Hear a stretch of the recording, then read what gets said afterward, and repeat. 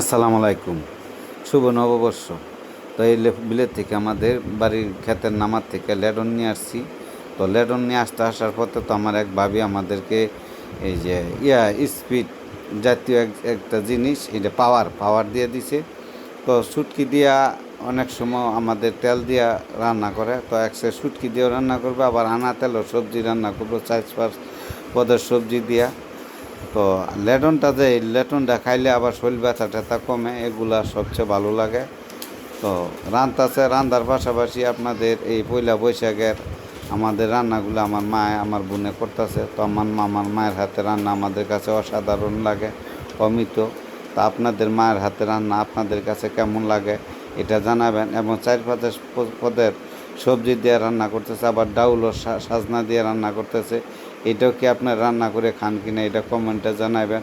তো আশা করি আপনারা সবাই ভালো আছেন। তো আবার নাগামরিচ ও শুটকির তরকারির মধ্যে দিবে। তো এটা হইলো শুটকি তরকারি রান্না করছে, আর একটা হইলো আনা তেলে সবজি রান্না, মানে কিন্তু তেল স্পর্শ করবে না।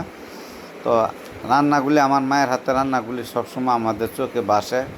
আমরা মায়ের হাতে রান্না ছাড়া আমরা মনে করেন আমরা খুব কমই খাই। মায়ের হাতে রান্না আমাদের কাছে খুবই ভালো লাগে, অত্যন্ত স্বাদ লাগে, যে স্বাদের কোনো তুলনা নাই। তো আমি রান্না যখন দুপুরে খাইতে আইছি তখন আমি মনে করছি কিন্তু মাছ টাছ নাই, তো সবজি আছে।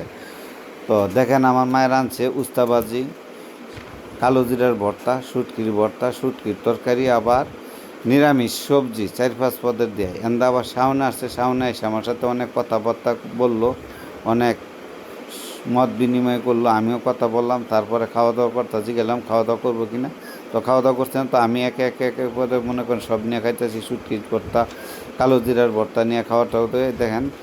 এই যে আনা তেলের সবজি দেখাইতেছি, তো আনা তেলের সবজি 4-5 পদের সবজি দিয়ে ভাগ করছে, আবার শুটকি দিয়া ভাগ করছে।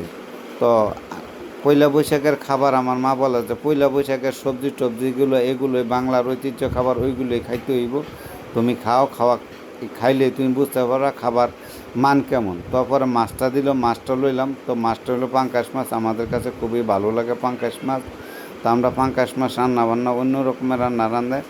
তো সাজনাদার ডাউল আমার কাছে খুব ভালো লাগছে। আমি দেখেন সাজনাগুলি একের পর এক 4টা 5টা ছুঁয়ে খাইতেছি। সবাই ভালো থাকবেন। আসসালামু আলাইকুম।